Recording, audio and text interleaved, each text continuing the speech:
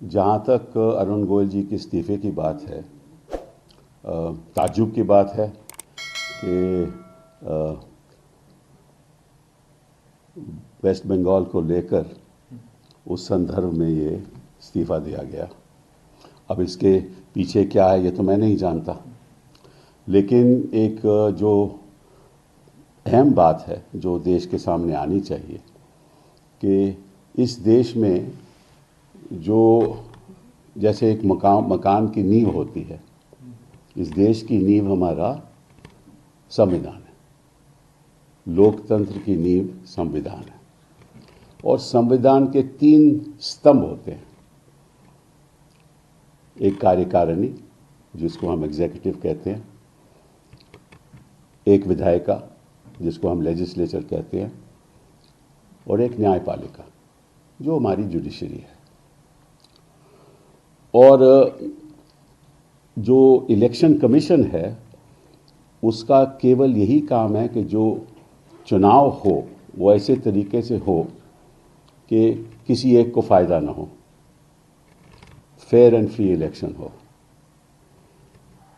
और जिस तरह से चुनाव आयोग पिछले 10 सालों का अगर उनका मैं रवैया देखूं तो ऐसा लगता है कि वो सरकार की एक भाव है, आम है सरकार की। मैं जो सरकार कहती है वो करते हैं और ऐसे ऐसे लोग वहाँ बिठा रखे हैं जो सरकार के इशारों पे चलते हैं। ये मैं नहीं कह रहा, ये जनता का मानना है। और जो हम जनता से, आम आदमी से बात करते हैं, वो जाहिर है कि सभी यही सोचते हैं कि ऐसा क्यों हो रहा है।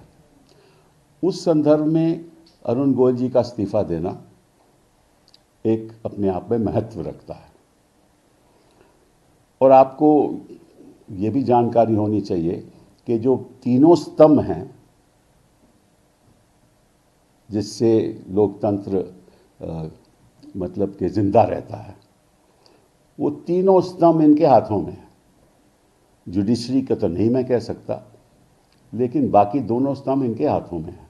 जहाँ तक जुडिशरी का सवाल है, इनका प्रयास ये रहा है कि इनकी सोच के लोग कहीं जुडिशरी में आ जाएं। तो ये एक बड़ी दुखित बात है।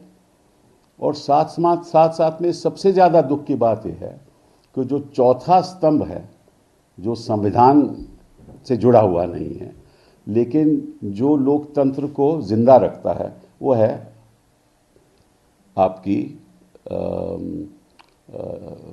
News channels. ठीक है ना, वो जिंदा रखता है लोकतंत्र को। तो वो कहीं ना कहीं वो भी घुटने अपने टेक चुका है। तो उसने घुटने टेक दिए और अपनी विधेयिका ने, आपको मालूम है कि क्या वहाँ हो रहा है पार्लियामेंट में। और जहाँ के कार्यकारिणी का सवाल है, जो इनके जो सरकारी कर्मचारी हैं वो इनसे बढ़कर कमिटेड हैं।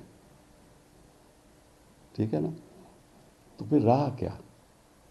लोकतंत्र का ढांचा ही अगर इस तरह से गिर जाए तो लोकतंत्र का रहेगा क्या?